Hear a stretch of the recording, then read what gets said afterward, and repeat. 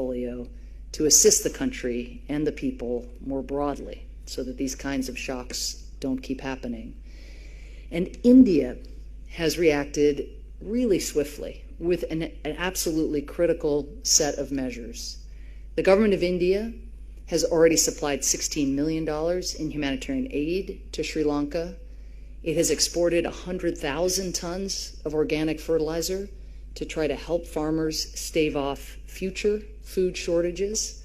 And it has supplied $3.5 billion in lines of credits to the government of Sri Lanka as it attempts to steer its economy out of default and further collapse. Contrast this with the People's Republic of China, which has been an increasingly eager creditor of Sri Lankan governments since the mid-2000s.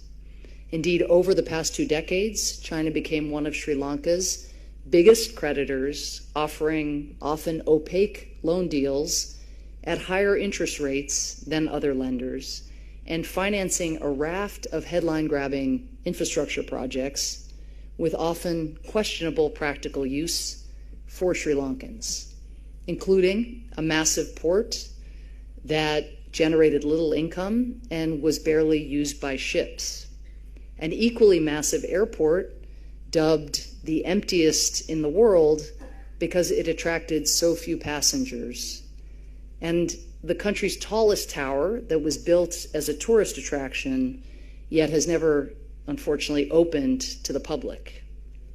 Now that economic conditions have soured, Beijing has promised lines of credit and emergency loans.